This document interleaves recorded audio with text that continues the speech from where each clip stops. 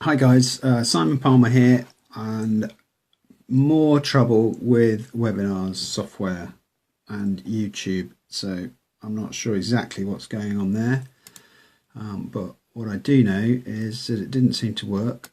I've lost registrants and all kinds of things like that. So I thought what I'd do is I'd nip on here onto Facebook and just share a little bit about what I was going to talk about in the webinar. Hi Francine. Hi, hi guys. I don't know what happened with the webinar. Another mess up. So I'll just share a little bit about what I was going to say on here with you guys, because I was going to talk about what's holding you back.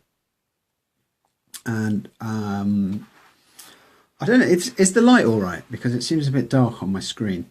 Perhaps you could just let me know. Yes, it does happen, Francine. I'm afraid it does.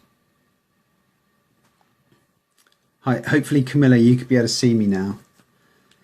And thanks for your input from Denmark, because I didn't know what was happening. Even my Julie upstairs didn't know what was going on. Good boy, Rupert. Thanks for the feedback. Good lad. Let's just tell Camilla that we're online. Hi Camilla, I'm now broadcasting on Facebook, so we'll do it that way. We'll do a shortened version on Facebook. So I'll see you there in a minute.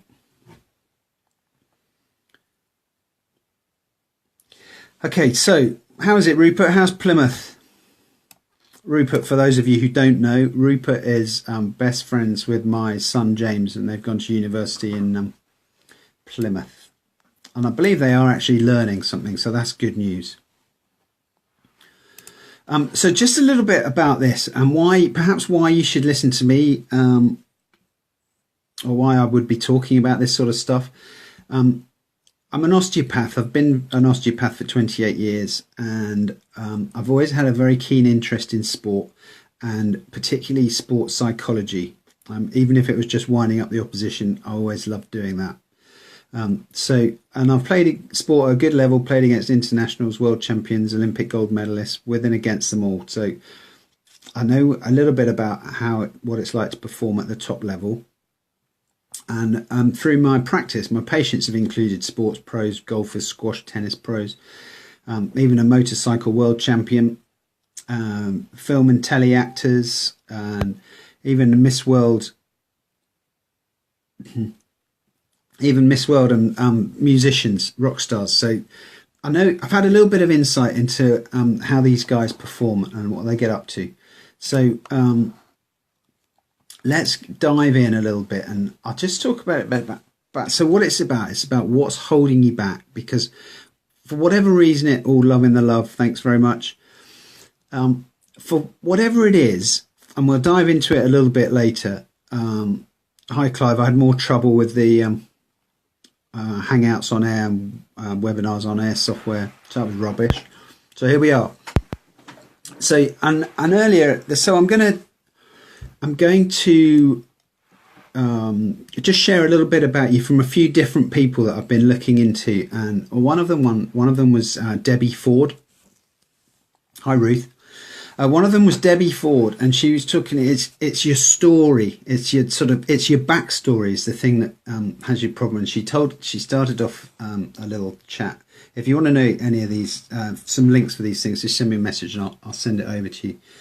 But she was talking about this people standing on the shore and looking out to a lake, and there's this woman swimming along with a rock. She's holding onto this rock as she's swimming through, and she's starting to struggle, and the rock is sort of pulling her down, and they're shouting at her, let go of your rock, let go of your rock. And she keeps swimming, she keeps holding onto her rock, and she goes further and further, and she starts sinking. And then she just gradually coming up for the odd breath of air, and gradually getting worse and worse. And everyone's shouting from the shoreline, drop the rock, drop the what? Drop the rock. But she doesn't. And in actual fact, she ends. Camilla, you made it. Awesome news. Love to Denmark. So eventually she drowns with holding onto this rock, and but the last thing she says when all these people are shouting out to her, drop the rock, she says, she can't. I can't. It's mine. And this is what happens when we hold on to this story that we've had for so many years, and it's difficult to get rid of it. So, but what you need to do is you need to dive a little bit deeper, and you need to trust and surrender that even if you can't imagine your way out, that if you go with the flow, you'll end up in a new place. It's almost like jumping into a river and just letting yourself go into a place you haven't been before. And that's what you need to believe.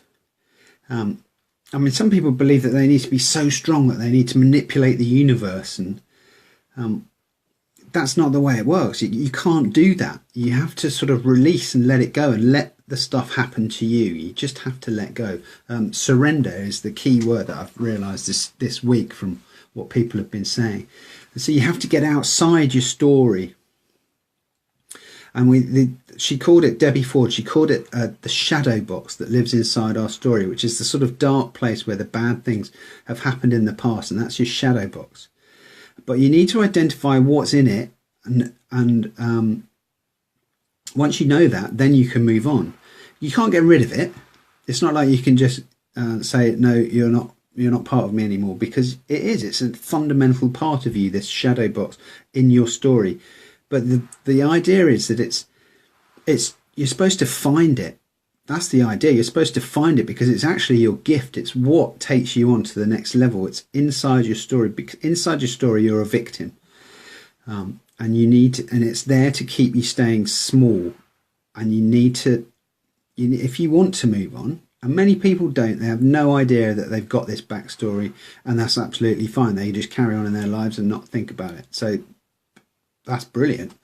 But if you do start to ask these questions and you want to move forward and you want to get out and you want to grow, then you need to get out of this story, but you need to identify what's in it. And so you do this by just thinking back to your childhood. And most of these things happen from under the age of 10.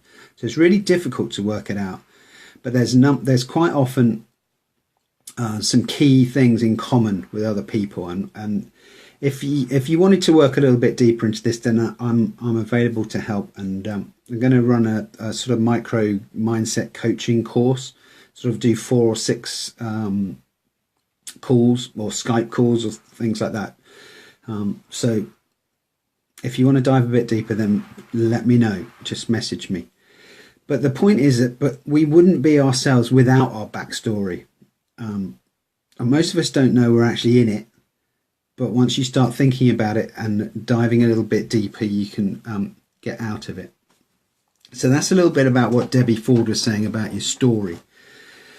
And another interesting thing, which is Ray Higdon's got on offer at the moment. I can't remember how much it was, but about $7. But he's got an audio thing that he recorded a few years ago, and it's called Maintain Your Power. And I listened to this the other day, and he was saying that you can't control what you can't control.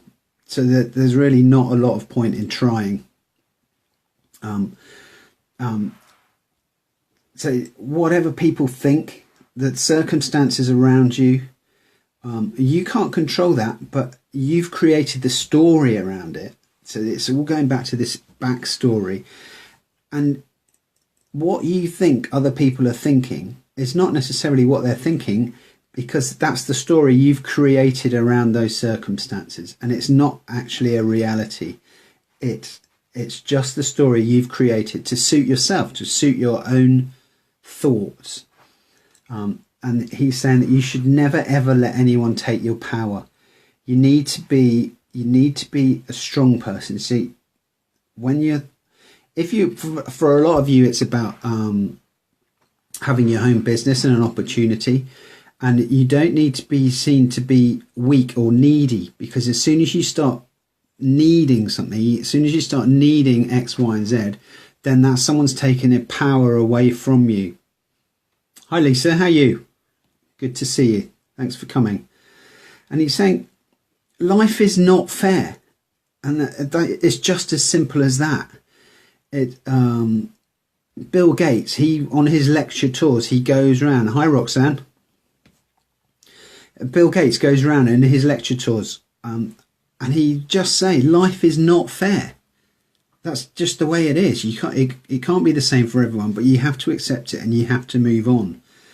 Ray Higdon tells this fantastic story about his wife Jess, and they're presenting their opportunity in a home meeting or something like that, and there's this big stand-up guy who wants to be all important, and he says, oh well, this is a load of nonsense, and I work 90 hours a week and I'm very important. And Jess said, oh no, that's awful, how long are you going to have to do that for?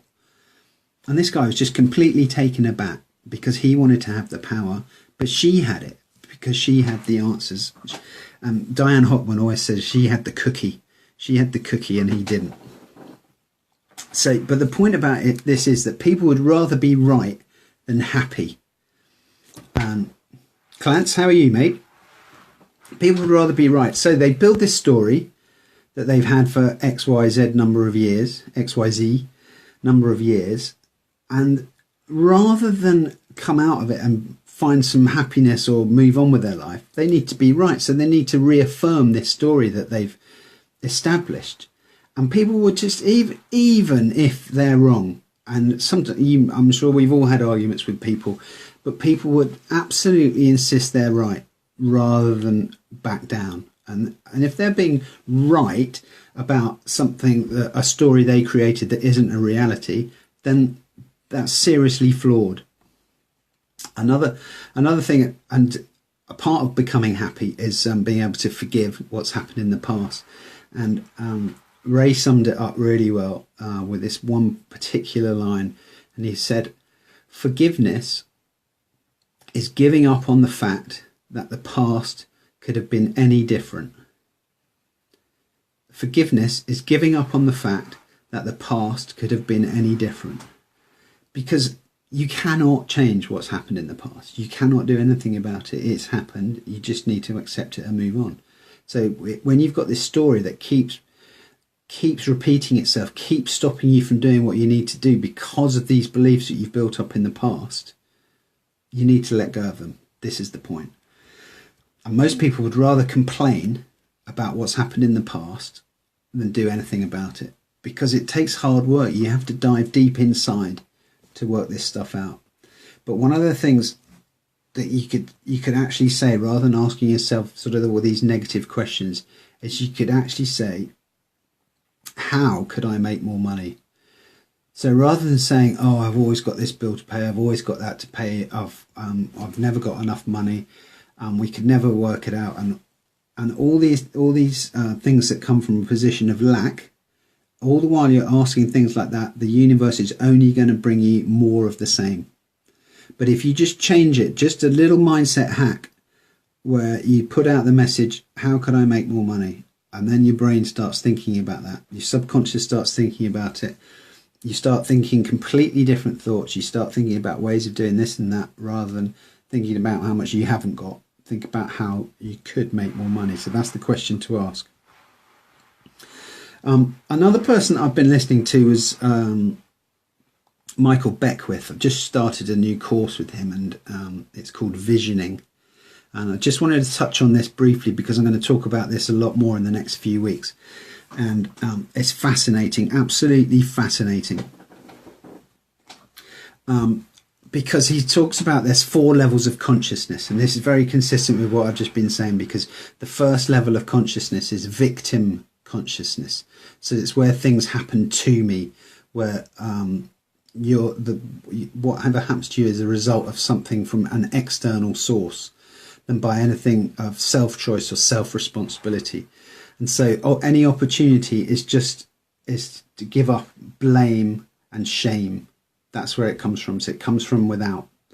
And then once you become aware of that, you can then actually move on to the next stage, which is the manifester consciousness. And this is where things happen to it. So instead of victim consciousness, where it happens to me, things happen to me, you can make things happen to it. Loving the love. I didn't see who that was, but thanks very much. Let's have more of that.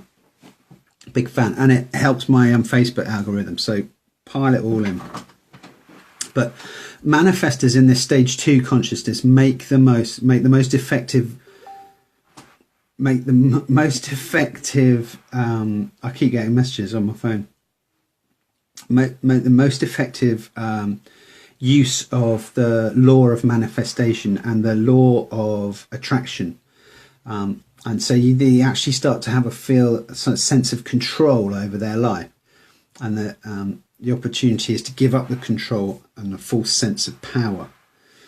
So if you consider that 90 something % of people live in the victim consciousness and never become aware of anything else, which is fine for them, but that's the way they behave. For those that start to ask a few more questions and start to grow and want more experiences and growth, they start to ask these questions, and then some of the people move up into. And if you're looking and reading about this sort of stuff, then Roxanne, that was you. Thank you very much. Love it. Once you start asking questions about this sort of stuff, that's when you're moving into the manifested consciousness, because you realize that thoughts become things, and you can actually change what's happening. Got an ant crawling across my desk. A bit weird. Then there's stage 3 or level 3 consciousness called channel consciousness, and this is where things happen through me. TJ, you're doing well. And you're wrinkle free, it seems. Or T Junction, that's your nickname, isn't it? So this is when things happen through me, and this is when you start moving on to having a mission, rather than sort of intending and putting visualizations out there. This is what happens in the manifestor level at stage 2. Once you get into stage 3, you start to channel stuff, and inspirations come to you. It then passes through you, and so there's a lot less people doing that, and there's probably a handful of people who get to this stage 4 being consciousness, where things happen as me. It means that all things are self-realized, and they're oneness with the source. And that all gets a bit esoteric, and there's hardly anyone who does that. So that's when the opportunity is to become sort of limitless. Okay, so that's a little bit about stuff from Michael Beckwith, and I'm going to talk a lot more about that in the next few weeks, because that's apart from being inspirational, it's actually fascinating. So let's dive into that another time. And now the other person I was listening to today, I'm sure some of you have seen that they've got this is it a sort of mindset thing going on at the weekend, John Assaraf thing, but one of the people on that was Sharon Pearson, and she set up I can't remember what it's called, but it's a training academy. She's Australian, and she was saying that ultimately with all this stuff, when you're being held back from getting what you truly want, is you have to take responsibility, and that is actually the ultimate shortcut. Once you start taking responsibility for all this stuff, you stop the blame and excuses. You have the line, if it's going to be, it's up to me. Once you start understanding that sort of stuff, that's your ultimate shortcut, and that's how you start moving forward much more quickly, because you do take the responsibility, and then you start living your dream. And we'll talk a little bit more about that in a minute with when I talk about Dr. Joe. And Sharon Pearson, she was also saying this thing about you're the average of the 5 people that you spend most time with. And so you need to choose who those people are. You need to choose who those people are very carefully. And it's not obviously just physically, but the particular community that I'm involved with online, one of them is absolutely amazing as far as support and stuff like that. And there's some big people in the industry, big hitters, big earners, who share their time with everyone else, because they're all part of it, and they remember where they came from, because it was only a few short years ago that they were where we were, just learning how to do all this stuff, and because they were able to tap into it and do it well, they turned into 7-8 figure earners, which is immense. I mean, you can do that in a few short years. So it's great for them to share that. So if you're sharing knowledge with these people, and you become the average of those 5 people that you're spending most of the time with, then online counts. Because they're the ones that feel that the challenges aren't something to get you down, they're something to look forward to. Yeah, Siobhan, exactly. Everyone starts in the same place. But when you're in this victim consciousness and you get challenges, you think, oh my God, why does this always happen to me?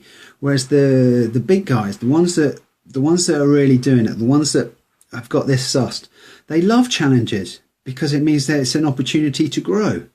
It's fantastic. It gives you the opportunity to be the best version of you. And when you can be authentically you, then you're happy, and then you just enjoy the ride. And it is a fabulous ride.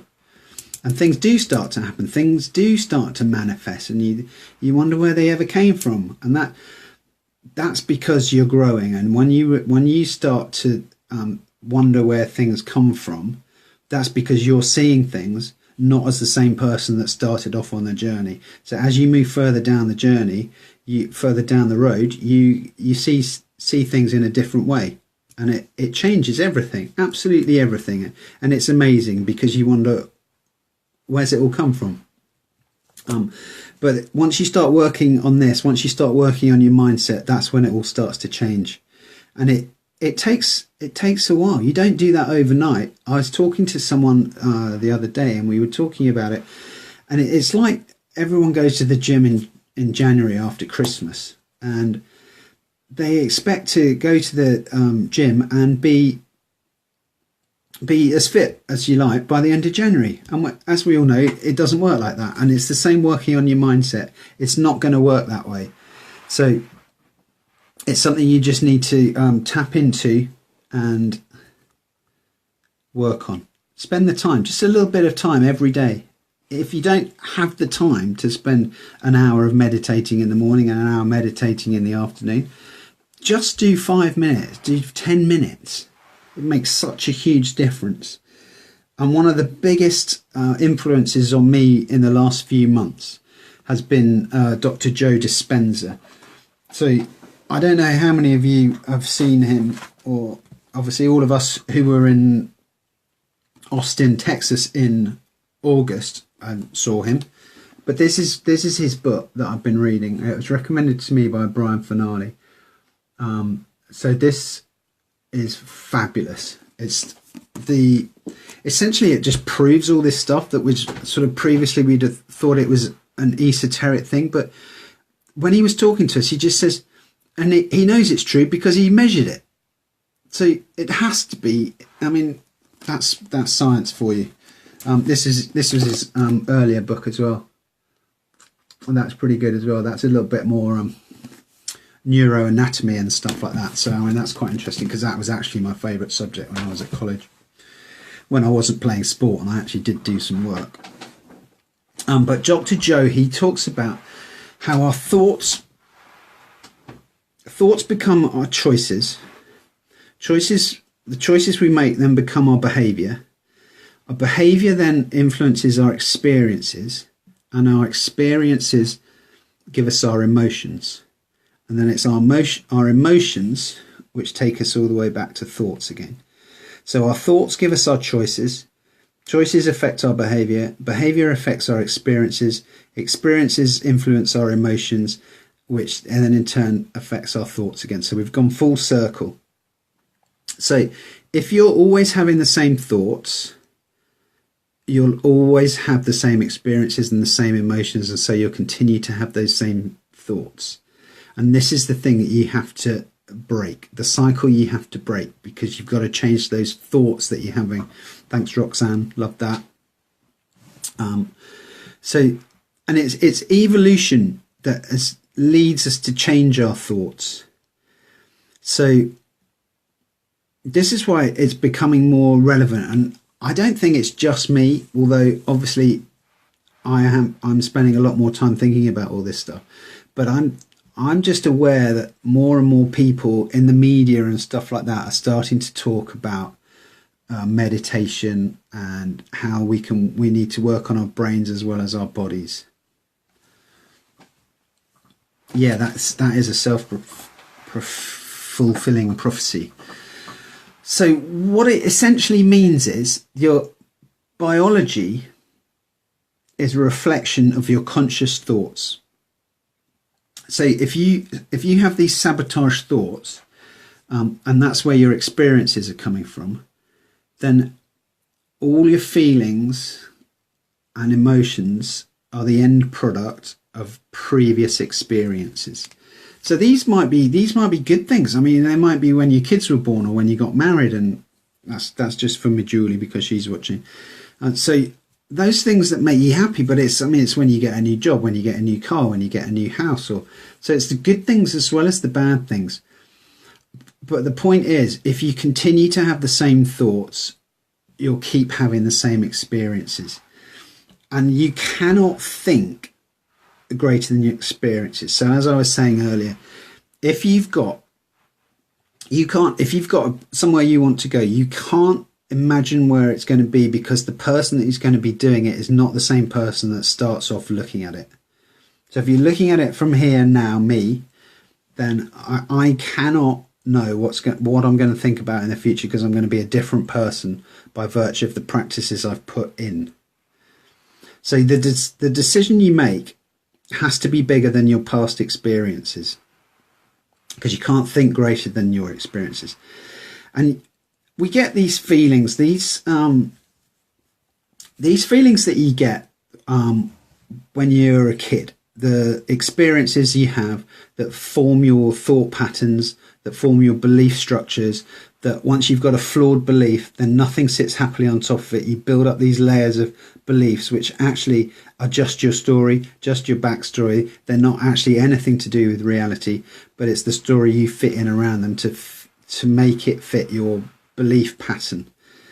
And when it's happening to you when you're a kid, you get distracted. You would never think about this stuff as a kid, because you get distracted by school and friends. As you grow up, you get older, you get houses and you get cars and all this sort of stuff. And it's not until much later that everybody talks about this midlife crisis thing. And hey, I've got a birthday coming up next week, so cards for me on Wednesday, please. Only going to be 52. But it's when you get to the sort of 40, 50 age group, you start to wake up, and they describe it as your soul start to pay attention or fade into oblivion. And things happen to, yes, Camilla, you and I had the same birthday. Yeah, but you're not 52, you're probably 21. So that's why we all start to think about this sort of age. And what happens is, as you think about it more, and Dr. Joe described this as the philosopher becomes the initiate, and then the initiate becomes the master as you go through this journey. And it's not something that happens overnight, and it is a journey. But the point is that you enjoy the journey, you enjoy the ride. So you're not happy once you get to your destination, you're happy before you even start. And that you spend time on making yourself happy, living in blisscipline, as I've spoken about before.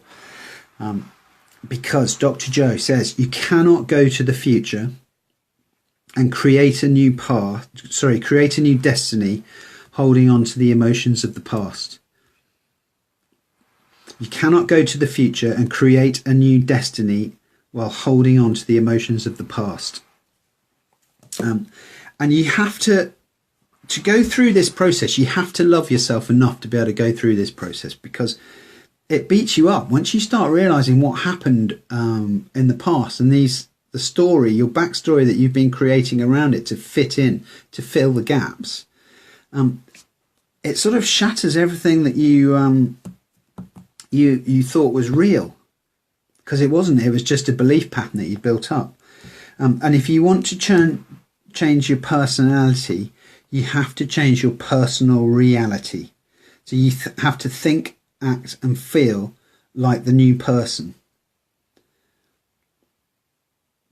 So when you dive deeper into this, you have to remember what sort of emotion you want to change. You have to identify what it feels like. And then you have to recognize what you need to do to change it. So what you do is you step outside, you just become the observer of your thoughts. Loving the love, thank you. So once you start to observe what's going on, then you're taken away from your story. You're not the person, you're the observer. So you actually become the real you, because you're the person watching the story going on in your mind. So that's the real you, watching the story or the belief pattern that you've built up over all that time. And once you can do that, then you can start looking at your thoughts and the programs and the emotions you go through. And you can't change any of that until you actually become familiar with your old self. So you have to observe it. You have to observe it. And Dr. Joe calls it the frontal lobe questions, the what ifs. Those are the sort of questions you need to ask yourself. Because when you start asking yourself these questions, the what ifs, loving the love, Valerie, thank you very much. When you start asking these questions, this is when the frontal lobe starts changing how things fire away in your brain. And this isn't just me making it up. This is being measured with these functional magnetic resonance scans. They can see which parts of the brain light up when you're having certain thoughts. So when you start asking these what if questions, your frontal lobe starts making different parts of your brain fire, and it can be measured. And that's when you start changing the network, the neural connections. And he says, this is a sort of famous Dr. Joe line, nerve cells that fire together wire together.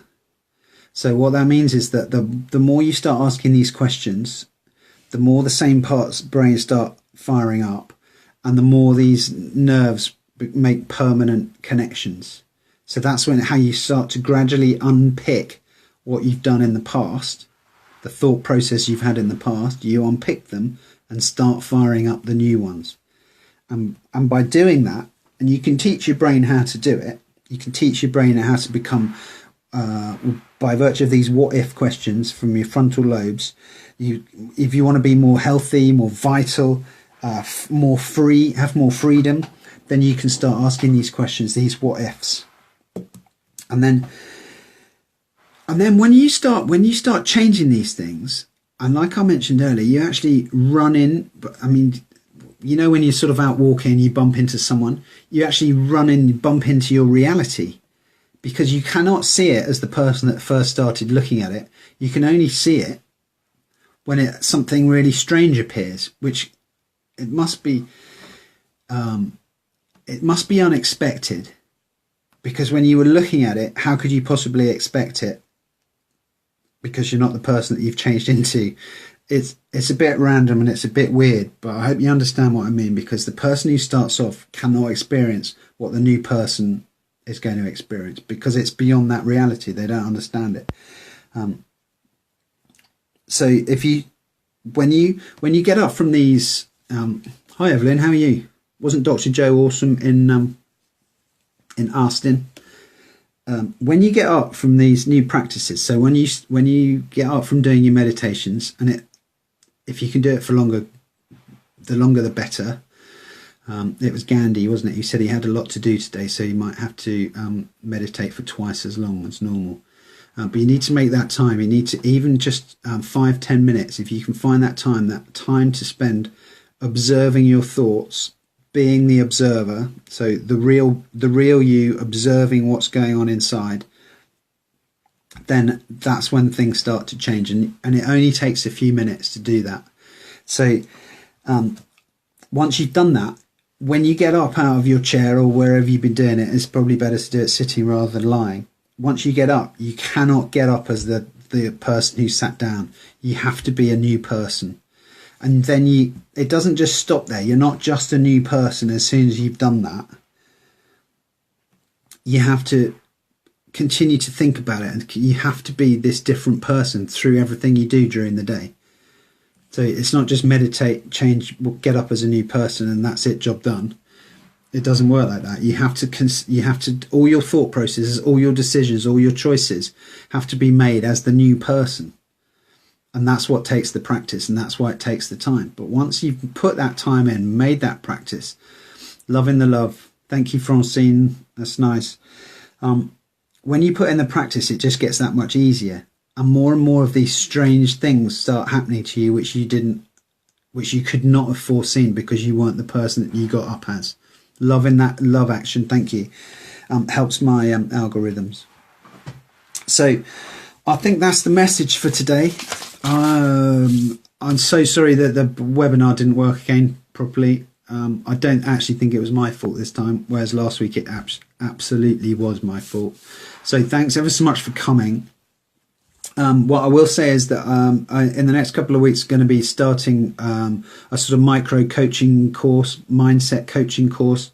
And so that'd be great if you're interested in that. Maybe do sort of four or six sessions, phone calls or Skype sessions, half an hourish type thing. And there will be a charge, but I think what I'm going to do is to give you some cash back if you refer other people. I think that's going to be a good way to do it. Francine, thanks very much. It's really nice to get that feedback. Siobhan, thank you very much. I love that French zillion times. So yeah, let's next time let's dive a little bit deeper into this Michael Beckwith stuff. If you haven't heard of Michael Beckwith, go and look up Michael Beckwith. He I think he runs the Agape Church in Los Angeles, and what the stuff he comes out with about the friendly universe and stuff like that, it's fascinating. And I've just started a new course with him, so we're gonna talk about a lot about that in the future. And how do you get up as a different person? Yeah, Evelyn, the thing about that is that you have to identify be the observer and watch all these thoughts go by. So this is your pattern, that's the belief pattern that you have. Observe that, identify what's real and what's just the story, what's your backstory. And then once you've realized that, you can start to change those beliefs that you've built up over the years. And this is the thing about what nerve cells wire together, because when you start changing it, that's when it becomes more permanent. And so you have to keep doing that, and then get up as the new person. So having identified these things that you need to change them in your mind, and it's not going to happen overnight. You change the way you want to think about it. You identify what you want to change. Start thinking about it in a different way. The more you start thinking about it in a different way, the more these nerve cells start firing together, and the more they wire together and become more permanent. Hi, Kelly. How are you? We're just coming to the end, so that's yeah, you do. You feel at peace with yourself, because this stuff that goes on in here isn't actually you. It's not the real you. It's just the belief patterns you've built up. So that's why you have to step outside and observe it. And then you can change those things. So you get up as a different person because you've changed your thought process. And then you can try and make those decisions and choices through the rest of the day on the new person, on those thought processes that you've changed. And that's how you do it. And repeated action. Which one are you reading, Valerie? That one? Or that one? This one's got a good exercise. You see my bookmark on there? That's where I need to do the written down exercise. I hope that helps, Evelyn. That's great. Thanks for the feedback. And we can always chat about it another time. And any other questions while I'm here? Apparently this is my most liked Facebook Live ever. Camilla, what are you doing for your birthday? No tequila. Surely no tequila. Tequila? We had tequila in Austin. Ah, that's it. Yeah, good. Well remembered, Kelly. Good one. Work. Oh, work and no play. Yeah, turn on notifications. Kelly just reminded me. Turn on notifications so you let me know. What is it over there then, Siobhan? I thought we did this experiment before. Yeah, turn on notifications so that you know when I'm going live, and share away, because there was some good stuff in here today, and it's fascinating, this mindset stuff. So I look forward to doing some more in the future. Thanks, Roxanne. Thank you for sharing, Camilla. Who was the person at work that I embarrassed you with today? I'm really sorry about that, boy or girl. But in the meantime, guys, thanks ever so much. It's now, what time is it? 9:30. 9:30 in the evening. I suppose it's 10:30 in Denmark. Girl, so not so bad. Lunchtime in the US. Back to front, upside down, inside out. Yeah, thanks ever so much for coming, everyone. I'm sorry the webinar didn't work, and let's see if we can make it work next week. I'm glad it was funny, because it was funny. It was great time, and thanks, guys. See you on the next one.